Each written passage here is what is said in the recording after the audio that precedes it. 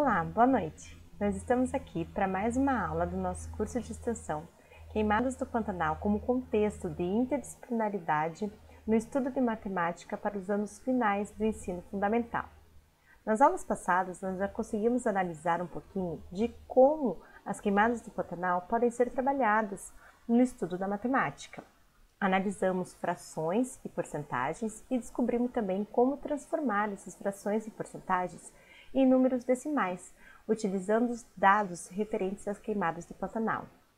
Hoje, vamos analisar gráficos que são muito importantes para demonstrar alguns dados, tanto das queimadas como de outras coisas no nosso dia a dia.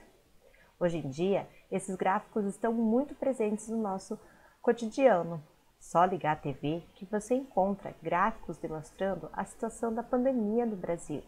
E esses gráficos eles são utilizados o tempo todo para várias coisas na nossa vida. Para que entendamos bem esses gráficos, a gente tem que entender como colocar esses números fracionários, porcentagens e também os números decimais em uma reta numérica. Vamos lembrar um pouquinho de como é construída uma reta numérica. A reta numérica nos demonstra aonde estão os números relacionados, a uma reta. Então, nessa reta, nós vamos representar o número 0 e a partir do número 0, representamos todos os números positivos de um lado e do outro lado os números negativos. Utilizando essa reta numérica, que é uma reta na horizontal, nós conseguimos perceber que a partir do número 0, temos todos os números positivos, 1, 2, 3, 4 e assim por diante, no seu lado esquerdo. Já no lado direito, nós encontramos todas as retas de números negativos, menos 1, menos 2, menos 3 e menos 4. Dessa forma, fica muito fácil organizar os números inteiros e entender aonde está cada um e a sua posição. Vamos ver agora como colocamos um número fracionário em uma reta numérica. Vejamos esse exemplo. Localize na reta numérica a posição aproximada de 1/3. Nós já vimos nas aulas anteriores que 1/3 ele também pode ser escrito como um número decimal. Para isso, é só dividir 1 por 3, já que sabemos que todo um número fracionário é uma divisão.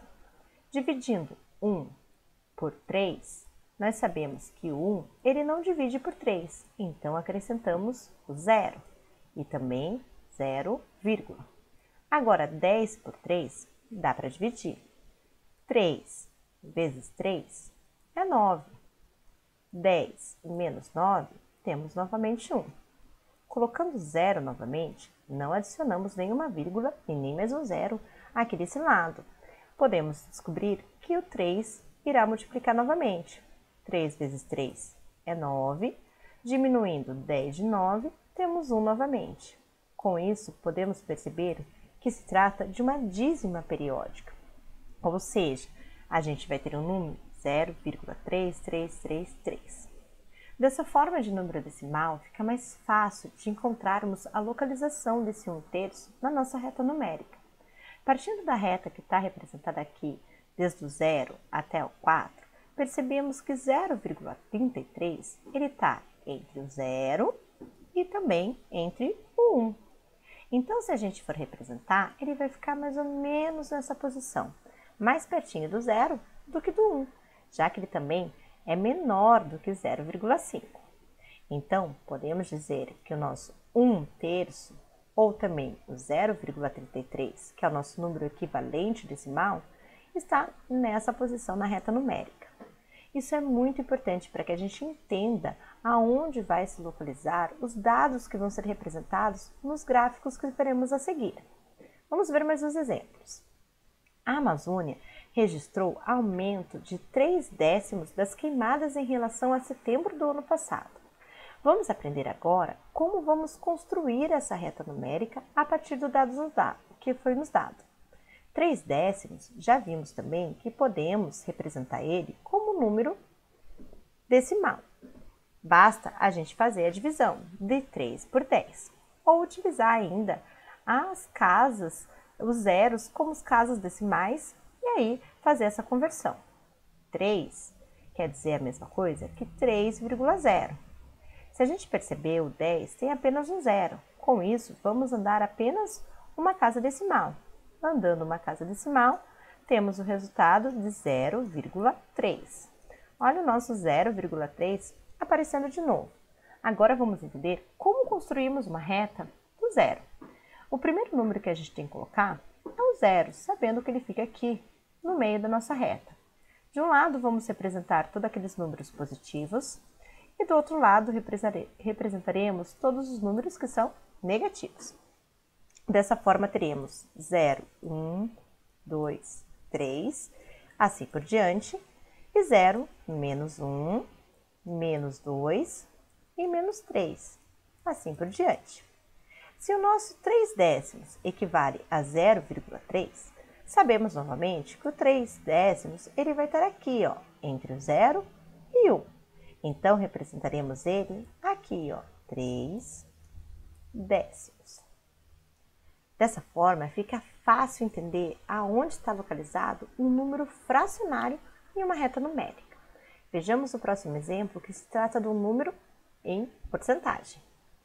A área queimada até o fim de agosto representa 12% do Pantanal.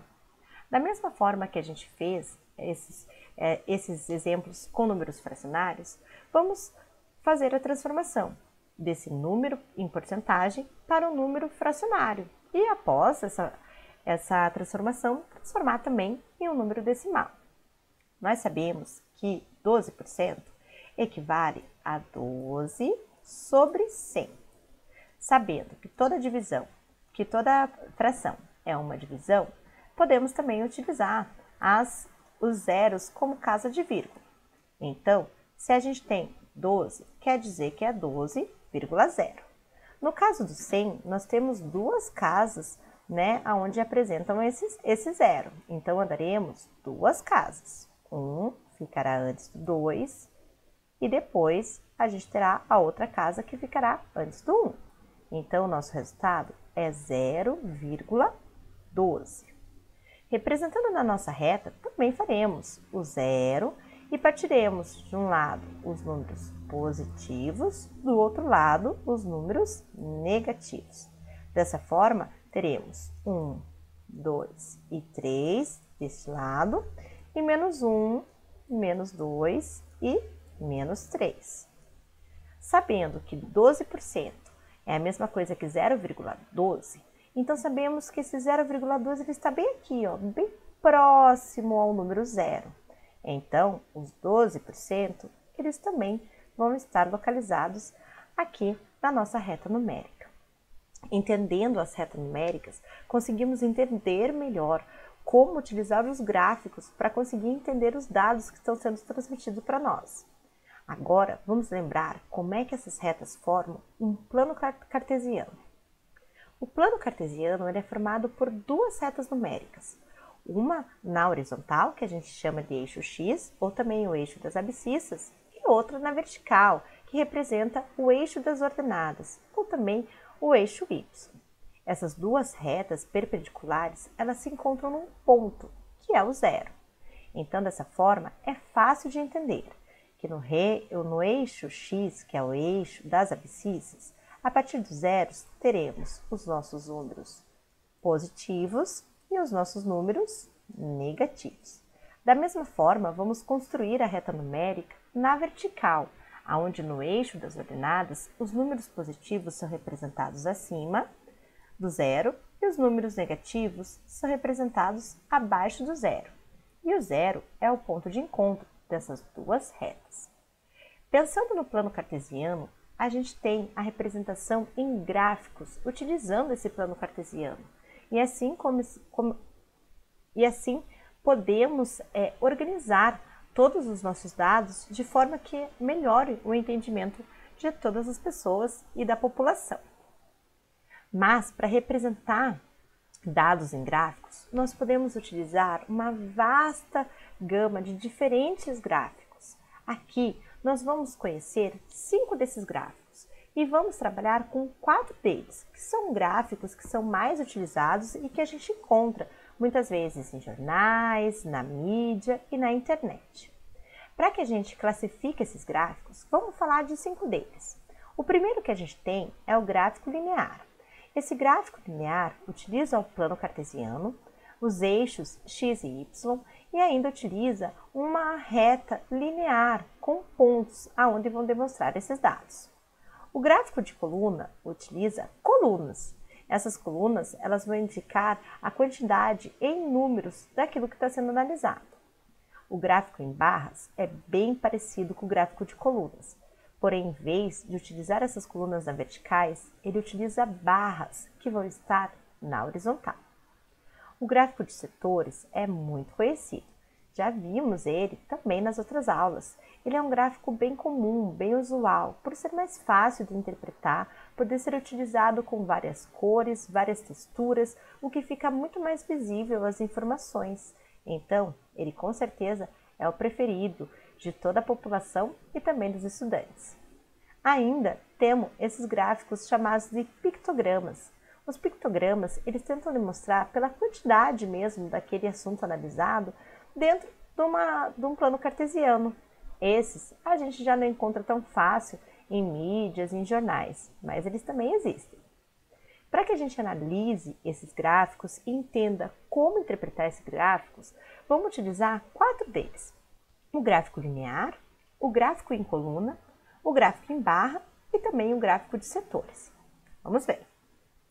O primeiro gráfico que a gente vai analisar e aprender a interpretar suas informações são os gráficos de coluna. Gráficos de coluna são muito utilizados. Se você ligar na TV, num jornal, que vai estar passando o número de casos do Covid-19 no Brasil e no mundo, você encontra eles facilmente. Eles são bem utilizados por ficar muito clara essa informação. Podem ser usadas colunas de diferentes cores, o que auxilia na nossa interpretação. Vamos entender o gráfico a seguir. Queimadas nos biomas brasileiros. Pantanal e Amazônia tiveram maiores aumentos entre julho de 2019 e julho de 2020. Analisando esse gráfico, a gente pode observar que a gente também vai trabalhar com os eixos aí do plano cartesiano. No primeiro eixo, que é o eixo na horizontal, que é o eixo X, ou eixo das abscissas, nós temos as informações de quais os biomas que nós vamos trabalhar nesse gráfico. Nós temos aqui o bioma da Amazônia, temos o bioma do Pantanal, do Cerrado, da Mata Atlântica, da Caatinga e também do Pampa. Já no outro eixo, o eixo Y, a gente tem a quantidade de queimadas que está relacionada a cada bioma nesse período que está sendo analisado. Esse eixo é o eixo das ordenadas, ou também conhecido como eixo Y. No encontro desses dois eixos, nós temos o zero, que inicia aí a quantidade no nosso gráfico. Se a gente analisar os gráficos, eles sempre apresentam legendas e mostram para a gente os dados que eles estão sendo analisados. Nesse gráfico, podemos perceber que a legenda das diferentes colunas está em cores. O rosa está demonstrando a quantidade de queimadas nesses biomas em 2019 e o vermelho em 2020. Vamos entender. Na primeira coluna, a gente tem representado a quantidade de queimadas que temos na Amazônia no ano de 2019. Em 2019, a Amazônia teve cerca de 5.315 queimadas. Se a gente observar essa coluna, ela dá ali no nosso eixo Y, que demonstra dois valores, o 4.000 e o 8.000. O 5.318 vai estar mais próximo do 4.000. Então, caso não tivesse esse número ali, a gente mesmo assim conseguiria ter uma ideia de qual é o número de queimadas, mesmo sem estar tão explícito assim a numeração. Já na Amazônia, em 2020, a gente teve um aumento desse número de queimadas, de 6.803. Analisando o final dessa coluna, aonde ele se encontra aqui no nosso eixo Y, conseguimos perceber que houve esse aumento e que agora essa coluna ela está muito mais próxima do que a numeração ali 8.000, que aparece no nosso eixo X, o nosso eixo Y. Analisando o Pantanal, a quantidade já de queimadas é bem inferior. Em 2019, a gente tem 494 queimadas, próximo aqui do zero, relacionado ao nosso eixo Y. Já em 2020, a gente teve um aumento considerável em 1.684, já ficando mais acima da coluna anterior. No Cerrado, percebemos que essa diferença já não é tão grande. Em 2019, ele teve 5.346, comparado com 2020, que tem 5.663. Então, se compararmos, vemos que essas colunas elas estão bem próximas comparadas ao eixo Y. Na Mata Atlântica, temos um número bem menor de queimadas, 1.712 em 2019 e com uma diminuição de 1.323 em 2020. Já na Caatinga e no Pampa, nós conseguimos perceber que eles já têm uma quantidade bem menor, de queimadas e também que a diferença entre esses 2 anos também não foi tão significativa. Dessa forma, com o gráfico de colunas, fica fácil identificar o aumento e a diminuição desses dados. Por isso, ele é tão utilizado agora, na época da pandemia, onde demonstram casos e mortes pelo Covid-19. O próximo gráfico que a gente vai analisar é o gráfico linear. Uma coisa que a gente utiliza muito o gráfico linear é que a gente consegue colocar vários dados no mesmo gráfico. Nesse caso aqui, esse gráfico linear, ele está referindo às queimadas do Pantanal. E ele diz que em 2 semanas de agosto superaram o mesmo mês de agosto inteiro de 2019 e ainda apresentou uma média histórica. Vamos ver como que é representado esse gráfico. Da mesma forma que a gente viu no gráfico anterior, a gente vai ter os 2 eixos. O eixo X, que está aqui na horizontal, aonde ele mostra para a gente os meses que vão ser analisados, de janeiro até agosto. Já no eixo Y, a gente tem o número de queimadas. Esse número de queimadas vai de 200 até 2.400. E aqui, no encontro dos 2 eixos, a gente tem o zero. Para que a gente analise esse gráfico, a gente tem que entender que a gente vai ter retas lineares, aonde alguns pontos vão ser destacados. Nessa primeira reta linear que a gente tem mais escuro, está representado o ano de 2020. Nessa reta, onde a gente tem um cinza mais clarinho, está representado o ano de 2019. E ainda nós temos mais uma reta linear que a gente vai ter o ano a média dos anos de 2019 e também de 2020. Então, de forma linear, a gente consegue observar por esse gráfico o aumento e a diminuição, nesse caso do número de queimadas. Vamos analisar. Analisando primeiro janeiro de 2019, janeiro deste ano, comparando 2019 e 2020, a gente vê que não tem muita diferença. Olha onde é que estão essas bolinhas aqui. A bolinha de 2020 está próxima aos 200, enquanto a bolinha aqui de 2019, ela fica mais próxima aos 400. A média, ela fica abaixo das 200. Então, a gente tem aí uma constância, não muda muito.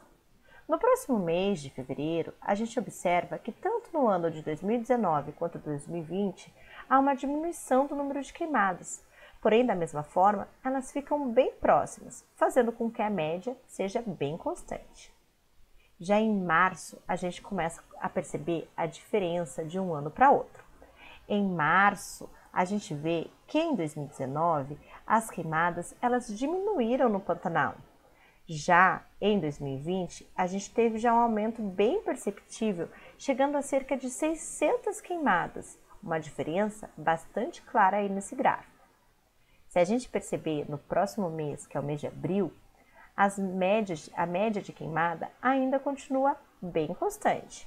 As queimadas no ano de 2009 diminuíram mais um pouquinho, enquanto as do ano de 2020 aumentaram, chegando próximo aos 800. Em maio, a gente tem uma queda nas queimadas de 2020. A gente tem essa queda demonstrada aqui, onde ela chega a cerca de 400 queimadas. Já em 2019, e também a média demonstrada para esse gráfico, não tem uma alteração considerável. Em junho, a gente começa a ter um aumento. tanto de 2019, com aumento aí passando dos 200 queimadas, chegando a próximas 400, quanto de 2020, fazendo com que a média também aumente. Em julho, a gente consegue perceber muito o aumento dessas queimadas. Julho e agosto já são meses conhecidos pelas queimadas do Pantanal, já que esse bioma ele tem uma queimada natural para renovação do solo. Mas essa diferença é gritante quando analisada nesse gráfico. Em 2019, esse aumento ele chegou perto aos 600. Já em 2020, ele chegou próximo aos 1.800. É uma diferença muito considerável para o mesmo mês, no mesmo período. Já a média, obviamente, tende a crescer, já que a gente tem um aumento bem significativo dessas queimadas. Em agosto, o aumento é exorbitante. Em 2019, a gente chega a um aumento de 1.800. Já em 2020, a gente passa dos 2.400, aumentando significativamente a média, chegando a 1.400 essa média. Assim, com os gráficos lineares, a gente consegue observar muito bem qual que é a diminuição e o aumento das queimadas do Pantanal e analisar isso por períodos de tempo, no caso aqui analisado por meses. Nesse gráfico, a gente poderia colocar várias lineares, representando outros anos ou outras informações. Por isso, ele é muito utilizado. A gente pode integrar vários conteúdos, vários conhecimentos e analisar eles no mesmo gráfico. O outro gráfico que queríamos analisar é o gráfico das barras. O gráfico das barras é bem parecido com o gráfico das colunas. Lá nas colunas, a gente colocava as nossas colunas no eixo X e elas eram de forma vertical. Já no gráfico das barras, essas barras elas são colocadas no eixo Y e são analisadas de forma horizontal. Porém, o plano cartesiano ainda está aqui, então fica mais fácil da gente entender. Se a gente analisar o plano cartesiano, ele tem um eixo X, que nesse caso aqui das barras, ele está sendo observado aqui em cima, em vez de baixo. Poderia estar embaixo também, aí vai depender do gráfico. E o eixo Y, ele está aqui na vertical. O ponto de encontro desses dois eixos, a gente tem o zero. No eixo Y está os nossos biomas, que vão ser analisados por esse gráfico. Focos de calor no início de agosto e setembro de 2019. Então, esses biomas que vão ser analisados é a Amazônia, o Cerrado, a Mata Atlântica, o Pantanal, a Caatinga e o Pampa. Já no eixo X, a gente tem a quantidade de focos que a gente vai ter nesse período analisado, que vai de 0 até 7.000. Nas nossas barras, a gente também vai ter uma legenda que esse gráfico apresenta, mostrando que a barra em vermelha é o período de 1º a 9 de agosto e a barra em azul é o período de 1º a 9 de setembro. Se a gente analisar a Amazônia, que está para o primeiro, nesse período de agosto, a gente tem as queimadas chegando a 7.000. Então, os focos de calor que começam essas queimadas chegam a cerca de 7.000 nesse bioma. Já um mês depois, em setembro, esses focos eles diminuem, chegando a 6.000. Analisando o Cerrado, a gente tem esses focos chegando acima dos 3.000 no mês de agosto. Já no mês de setembro, eles passam dos 7.000. Na Mata Atlântica, esses focos já são bem menores no mês de agosto, eles são um pouquinho acima dos 1.000. E no mês de setembro, eles ficam abaixo dos 1.000. Agora, olhe no Pantanal. O Pantanal, no mês de agosto, ele teve foco bem menor do que 500. E já no mês de setembro, ele já passa os 500 e chega próximo de 1.000. Levando em consideração que esse período é do ano passado.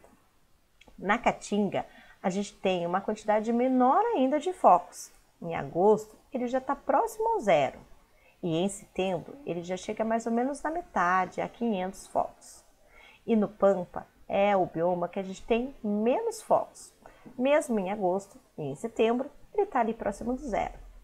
Dessa forma, é fácil de analisar, é fácil de visualizar, já que o gráfico de barras também vai utilizar cores nessas barras que ajudam a gente a entender quais são os dados que estão sendo apresentados. O próximo gráfico é um gráfico que é bem conhecido e é o preferido dos estudantes. Por não apresentar o plano cartesiano, vários estudantes acham mais fácil de fazer. Esse gráfico é o gráfico de setores, mais conhecido como gráfico de pizza. Esse gráfico analisado aqui, a gente já viu em algumas aulas que a gente teve desse curso. É um gráfico onde mostra, nesse redondo, nessa pizza, um todo. E a partir desse todo, ele vai dividir da forma proporcional do que os dados que ele quer mostrar. Nesse gráfico, a gente analisa os focos de queimadas por bioma no Brasil, entre 1º a 17 de agosto desse ano. Perceptivelmente, a gente consegue analisar que a maior parte desse gráfico, que está representado no rosinha claro, é representado pela Amazônia, onde nesse período ela chegou a 16.763 focos de queimadas. Em segundo lugar, pelo tamanho dessa parte que está representada por um rosa mais escuro, conseguimos perceber que é o Cerrado, com 4.821 focos de queimadas. Em terceiro lugar está o nosso Pantanal. O Pantanal ele chegou a 3.279. E assim percebemos que os próximos biomas a gente já vai ter quantidades menores, porque já percebemos que representado nesse círculo está porções menores. A Mata Atlântica ela teve 2.415 focos, seguido da Caatinga, 319, e do Pampa, que fica em último lugar, com 218.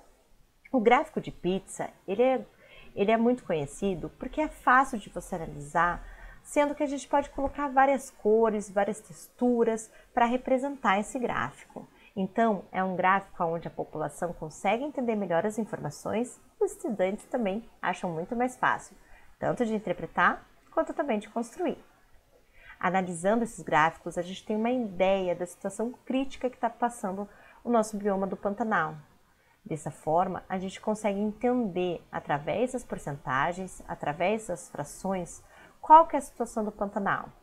Gráficos mais recentes, infelizmente, a gente não consegue encontrar, já que pararam de divulgar esses dados para a população. Para que a gente tenha uma ideia de como está a situação hoje do Pantanal, o gráfico que eu consegui encontrar mais recente foi publicado dia 30 de setembro.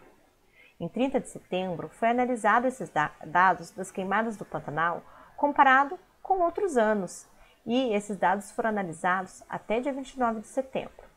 Se a gente reparar, nesse gráfico que vocês estão vendo, a gente tem o número de queimadas e também os anos que vão ser analisados pelo eixo X e o número de queimadas pelo eixo Y. No ano de 2014, a gente teve uma quantidade de queimadas bem inferior relacionada aos outros anos. Ela chegou aí a mais ou menos 817 queimadas.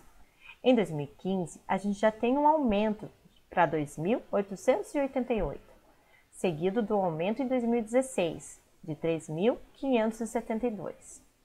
Em 2017, a gente teve 4.871. Até 2018, que a gente teve uma diminuição. Por mais que tenha tido uma diminuição, em 2019 a gente começa a ter um aumento significativo de 5.941 pontos de queimada. Agora, comparando com 2020, a gente acaba vendo que a quantidade de queimada cresceu significativamente, chegando a 17.577. Esse aumento representa 23%. Sabendo já como que a gente calcula porcentagem e fração, você consegue ter uma ideia do quanto isso significa em quilômetros quadrados. É muita área que está sendo devastada pelas queimadas do Pantanal. Pensando que essas queimadas elas acontecem por ação humana, para a abertura de pastagem, acabando com a flora e a fauna local. É muito difícil pensar, analisando esses dados, que um bioma tão bonito de exclusividade brasileira está acabando. Espero que vocês tenham entendido. Espero que vocês tenham gostado e espero sinceramente que essas aulas ajudem a vocês a aplicar essas informações no dia a dia. Não só com informações referentes ao Pantanal, mas também agora com informações referentes à Covid-19 e também a tantas outras coisas que a gente aplica.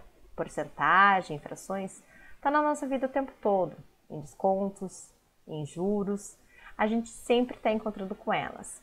Então, espero que vocês tenham aprendido ou relembrado aquilo, que foi deixado um pouquinho para trás.